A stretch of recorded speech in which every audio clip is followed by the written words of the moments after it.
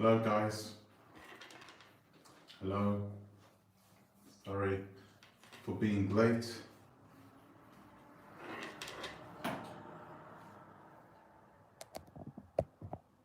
Hope you guys can hear me, see me well. Trying to use the good camera so I got some quality content. And I'm not going to be on for long, if I need to be honest with you. I wanted to talk about the passing of a person who's a hero for me, really quickly.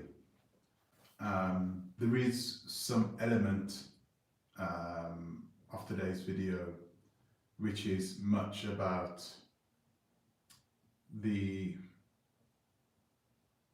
untimely passing of some of our brightest and most talented people out of our community.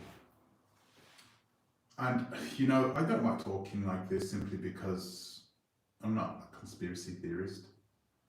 I'm not a conspiracy theorist. I don't like talking rubbish at the end of the day. Give me a second. I don't like making things up. At the end of the day, he only passed away. Virgil Abloh, I'm talking about, only passed away somewhat 24 hours ago. So this may be the wrong time to speak about this. But in a world that is becoming increasingly difficult to be open, honest, to think critically and to talk to people, communicate about things. You know, we're being silenced on a lot of these media platforms. I thought it was just important for me just to get it out there. Okay, so Virgil Abloh, the passing of a hero.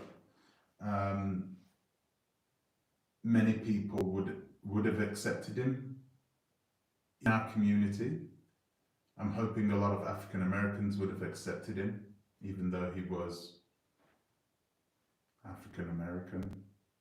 Well, he was non-foundational. Does it matter? He never used to go around putting himself in a box. That's what I liked about him. He put his head down and grafted. He worked really hard to get to the position which he ended up in. Artistic director, head designer, chief at one of the leading design labels for leather goods, Louis Vuitton. Guys, back in the days, I didn't know what a Louis Vuitton was. I didn't know what one was. As I grew older, I realized what one was. And that's because of the brilliant marketing that was done by the company. When I was younger, if you were 20 years ago, you wouldn't have known what that bag was because it wasn't mainstream, because we didn't know what it was. You know, it was for people who could afford it. Now, some 20 years on, everybody knows what Louis Vuitton is. And the reason why everybody knows what Louis Vuitton is because of this man. This man, Virgil Abloh, was essentially the agent which put into contact those people who were young and impressionable, used social media, used art, and combined all three things along with this brand, this old school brand, and turned it into something which was a desired product amongst people that were, you know, everyday people. And all of a sudden buying a wallet for $500, $600, $700 was a nothing. It was something, hey, you needed to have one. Even if you're going to spend half your salary, your monthly salary on one, you need to have one. Let's buy it because you can keep it. You can buy a Louis Vuitton bag, you can keep it, you can pass it down. It's going to be worth a lot of money a few years from now. It appreciates in price and in value because this man this man put it on the plate of many young people to say, hey, you can have this too. And it's cool. It's cool. And that is an incredible feat to get to. I'm sick of people saying, oh wow, look at this black person, he became a head designer. Of course he did. Of course he did. Was there any doubt?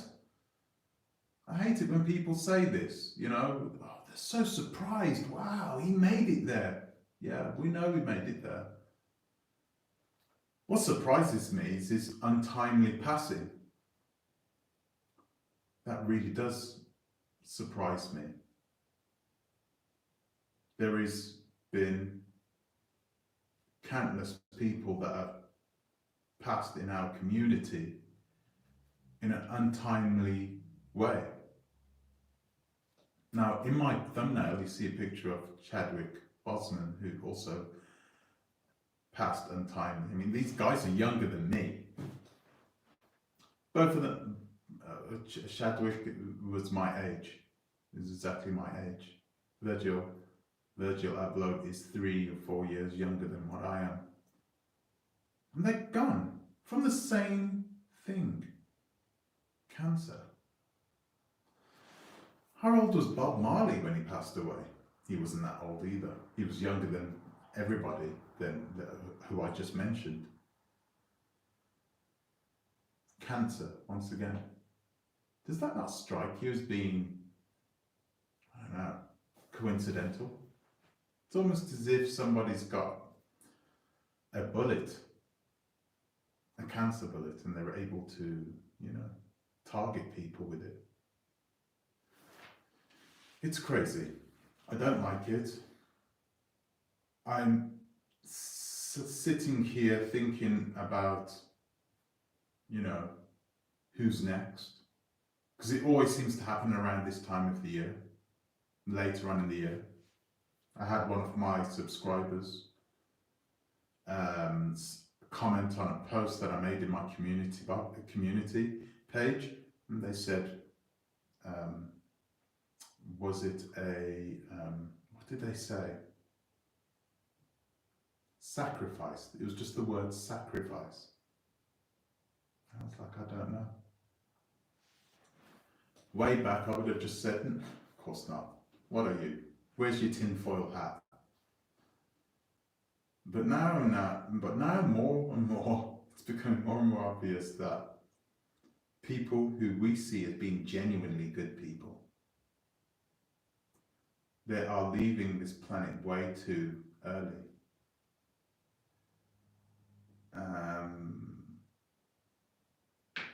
Jean-Michel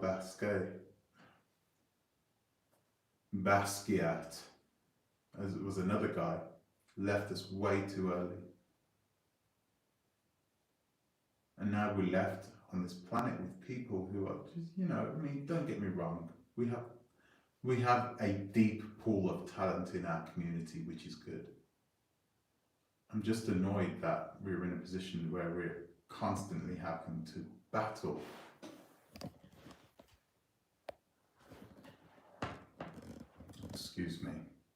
where we're constantly having to battle these people to keep them alive and to keep their legacy alive. I don't believe in those sacrifices and things, you know. I genuinely don't. But I am a person that has, I have an open mind. I have an open mind, and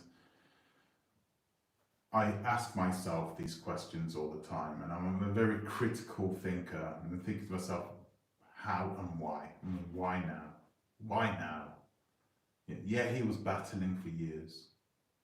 This cancer, he was battling it for years. And you could see with poise and with grace, this guy just go out and do whatever he could in order to, all he did for the last few years was work. You saw him work. You saw him work, you saw him being a DJ, you saw him touring around the world and just hitting the floors when he landed somewhere, because deep down he knew that he was, you know, he didn't have a lot of time left. It's really sad, really, really sad. But, oh my gosh, I didn't really want to say this. I just think that it wasn't totally natural. I don't think the passing of our top talents is just like, you know, oh well. It's supposed to be like that, isn't it? But it's not. And I can't see it that way. I'm looking at all these people like Clint Eastwood. I mean, Clint Eastwood is still alive and thriving, and yeah, he's making movies in the 50s. This guy's still about, yeah. Clint Eastwood.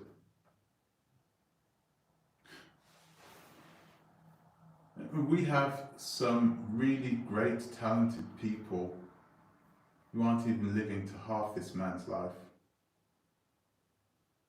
And they're leaving us way too soon and leaving a massive void for, I'm sure, some other talent, some other African talent to come fill those boots. It can be done. But I'm guessing Louis Vuitton ain't going to fill those boots with another talented black man. I'm guessing that's not going to happen anyway. He did very well. Right now, I'm still trying to ask myself these questions. I'm still trying to answer these questions. I'm trying to stop myself from asking the questions in the first place. Who would have done it? Why would they have done it? You know, you know what these elites are like. Are they truly that thirsty? Would they sacrifice someone in that way? Many questions, too many questions and not enough answers. And like I said, he hasn't even passed away 24 hours ago. I don't like making these types of, I don't like talking in this way, making up, not rumours, but asking questions about how he passed. How he even got to the point in which he had cancer. I don't think it's random. I genuinely don't believe it's random. If we tend to know who takes these people out, right? I mean, there are many organisations that these conspiracy theorists talk about all the time, saying, oh, well, you know, it was the Bilderbergs, you know, yeah, it was them, they took him. No, it was the Rockefellers, it was the Rothschilds, the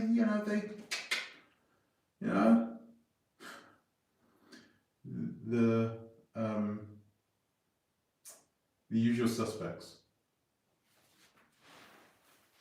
But I don't think that is the case.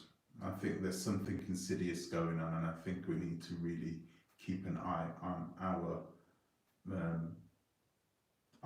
talented individuals, those people out there who are flying the flag for our people, albeit quietly, putting their heads down and getting their work done. I think we need to be careful. Listen, I'm going to try and finish this off now. And guys, I'm going to try and actually go through if there's anybody there watching. I can't even see if anyone's watching, but I'm going to see if anyone's answered anything. If anyone is there, let's have a look.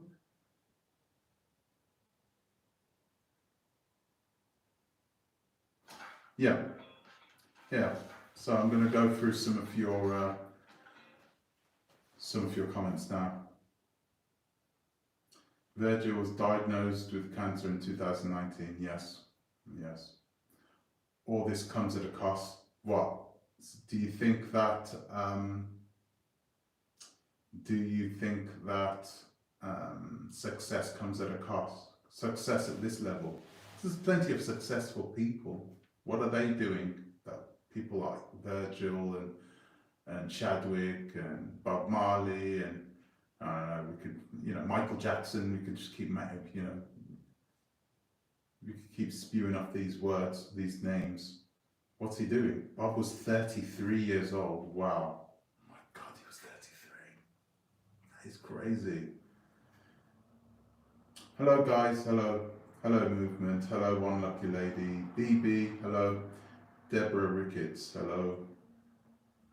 Yeah, I'm going to go through this as much. KS, hello. People are going to come for me saying this, but they took vows for their success. You think? Maybe he didn't take the vow. Maybe that's the reason why. I mean, I gotta say this, guys. I gotta say this, right? He's too young to have bloody cancer. These people, come on, man. It's not like he's living a trashy life, right? I don't know. Everyone, it's not too early. You pay the price. All isn't what it made out to be. Sometimes I ask these questions inside my head, but I don't want to say them out loud because I don't want to be seen as being a conspiracy theorist. But deep down, I know that the people who made up the term conspiracy theorists want you to feel in that way. They don't want you to feel comfortable when you're asking yourself these critical questions. So, I should be more open, but it's one of those things, yeah, BB, or the Illuminati, yeah. It is highly likely that it's none of those people. If they are like people that we think of in our head straight away, we can pretty much forget about those. It's more than likely another organization that have other motives, right? That we don't know about. Something we don't know about. Or something the average Joe on the street won't know about. Yes, I can see that, BB. You see how they're trying to blame this new V on Africa. Now it's everywhere. I know, and that they shouldn't. Man, this is a little bit off the subject, but they really should have just chilled out a bit with their response, because now there are going to be other mutations, and if they pop up in China or in Jamaica or something like that, do you think the government's going to be like, hey, do you know what, we've got this here, we've seen it? They're not going to be like that. They're going to try and isolate it, all hush hush and quiet, wait until the summer season is over, and then they're going to come out, oh, do you know what, look at this, look at what we found just. That's what they're going to be like, because they know that how the world is going to respond. They know the world is going to lock them down and then impose a travel ban on that country. So yeah, perhaps it would have been smarter for South Africa to have just, done what they needed to do. Everyone's going into lockdown anyway. Isolated the V as much as possible, and got as many of their people to have taken the snake bite, yeah? And then that's it, apparently. Apparently that would have worked. But no. We need to blame Africa. Yeah, so let's blame 7 countries in Africa. Well, do you know what? And it's too late now, right? It's everywhere. It's even in the UK. And it spreads very easily. So it's likely a lot of people have got that. Anyway, back to your comments. There are people in their 20s, and yeah, I don't know many people in their 20s that die of cancer. I know there are kids who have leukemia and those types of things, you know, from when they're very, very young.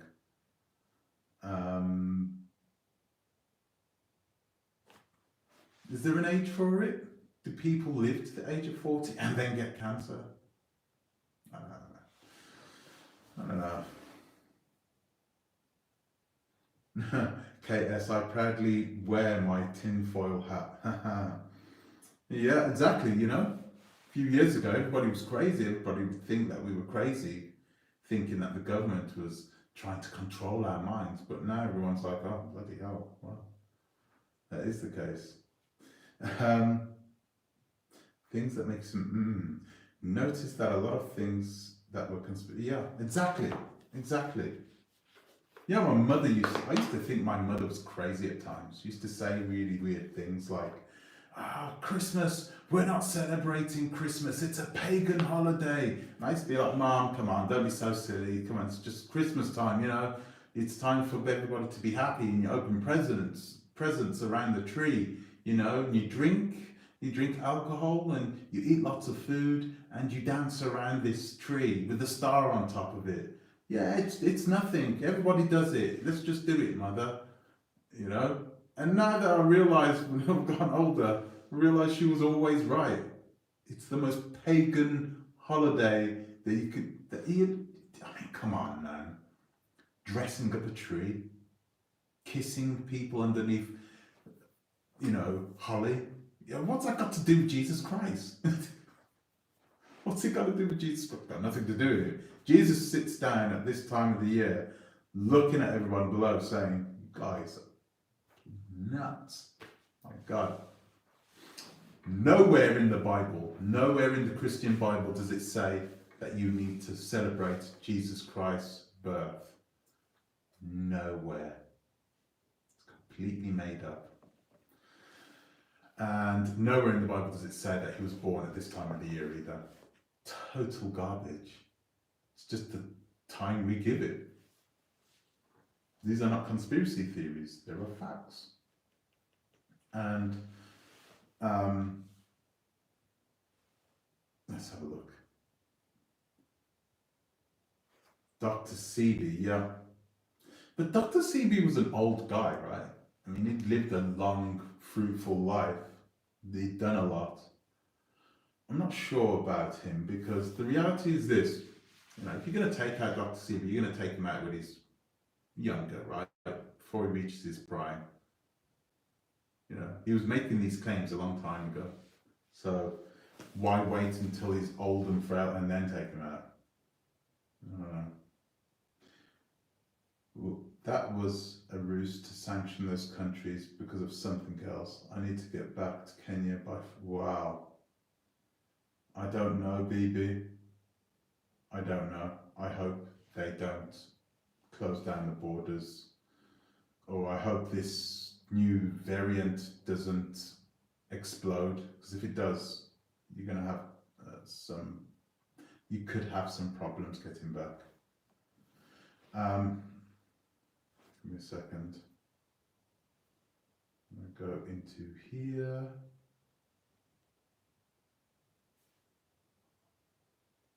Here we go. What is this? Okay, yep. So,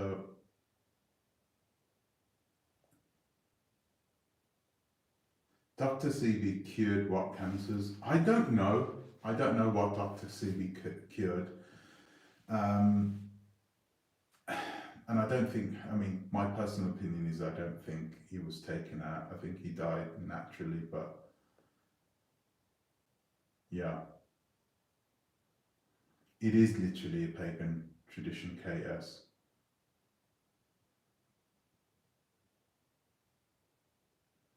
Dude was worth $100 million, maybe somebody wanted him dead. And there is a way. Remember when that CIA agent died and before he passed away he openly admitted putting something inside the football boot of Bob Marley, which triggered his cancer, which is crazy that you can trigger something like that. But yeah, remember that? I think while all these agents who are out and about and doing whatever they're doing, these people are heartless, cold, they need to be destroyed. I think whilst they are out there, when they grow older, they're going to start talking before they pass away. And I think that's the time when we need to start listening to them.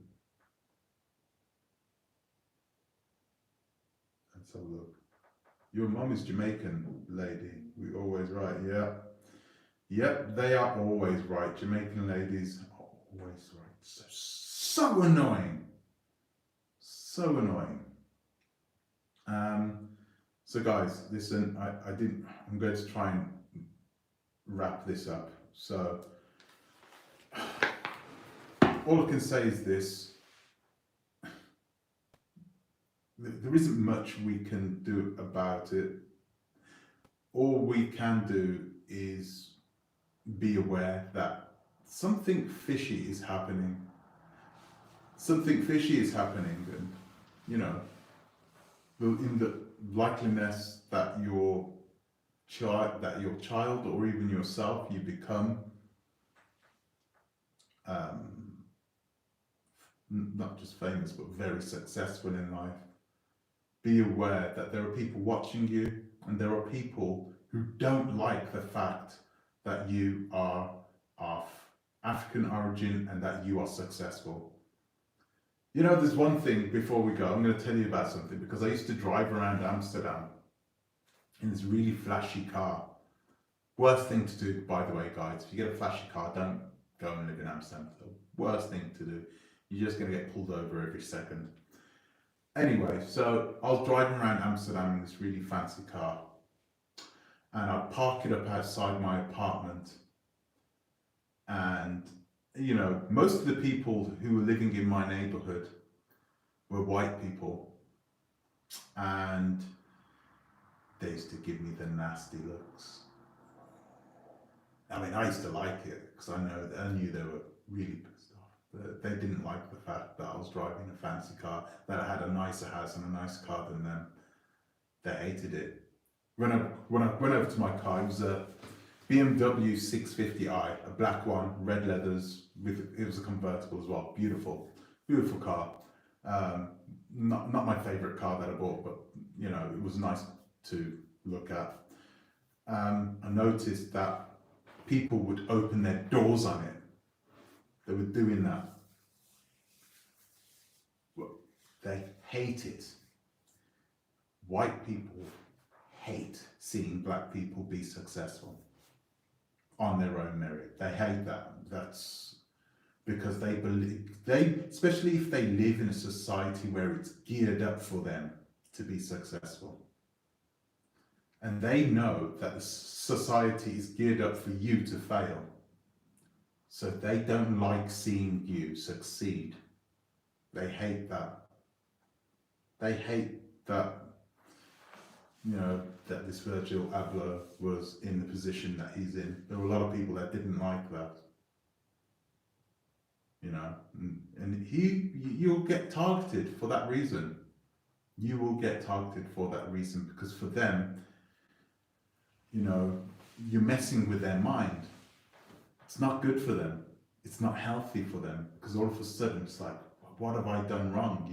They start asking themselves questions. Where did I go wrong? Where did he go right? You know, this is my world. I should be winning, not you. This is my world. This is my country. You shouldn't be driving the BMW. I should be driving the BMW. You know, that's the way they think. It's horrible. But, you know, I'm just talking about my level, but I'm talking about on a bigger level as well, of course. When you got these people, they don't like seeing people of African origin being successful and living amazing lives. They don't want that. If they can stop it, they will. And this is part of the reason. You've seen the new movie, King Richard. I haven't seen it yet. But this is part of the reason why King Richard, they made a movie about King Richard. It's because he instilled in his girls' minds the same thing that was instilled in my mind, that you are the greatest and you should never question it. You should never question it. It's just, you are. You will beat everyone. You will beat everyone, hands down, and no one's going to be able to stop you. And when you instill that inside your child's mind, it becomes a reality. They live that, they believe it, they think it. They don't even think it, they just know it. It's inside their minds. So they don't want you to have that. They want you to fail. They want you to fall flat on your face. They want to do better than you do. They want you to see that this world is geared for them, you know, and they don't want you to do better than they are. It's really that simple. I wish it wasn't. I wish the world was a better place, but unfortunately this is the hand we've been given, and we should thrive off the fact that we have these people, you know, these talented people doing these amazing things. But we also need to take care of them. We need to take care of the Basquiats and the Virgil Ablohs, those people who are doing things and making a name for themselves, you know, in an industry which doesn't favour people of their kin, right? Give him respect. I'm going to give Virgil Abloh a bit of respect right now, and I'm going to end this here, and I'm not going to talk anymore about it. But guys, be careful. I love you all, by the way, guys. I love you all. Stay away from the snake bite. That's all I can tell you. I'm going to be back tomorrow with a very good video. I know I keep saying this, but I'm still working on this one video, which is the reason I'm doing a live now. Really good video tomorrow, and hoping I'll get it out before the end of play tomorrow, okay? Just give me some love and keep your fingers crossed. So guys, that's it from me for today. Thank you for listening to me for this short video. I'd like to thank you for watching. Thank you for subscribing. I'd like to give an extra special thank you to my patrons, and I'll see you in the next one. Until the next time, please think twice, Torah a bit. I'm going to go over your comments, by the way. I'm going to go over your comments after this, and I'll answer it. I'm going to answer your comments sitting down, half asleep. Okay? Thank you very much for joining, guys. Take care. Torah a bit. Let's have a look.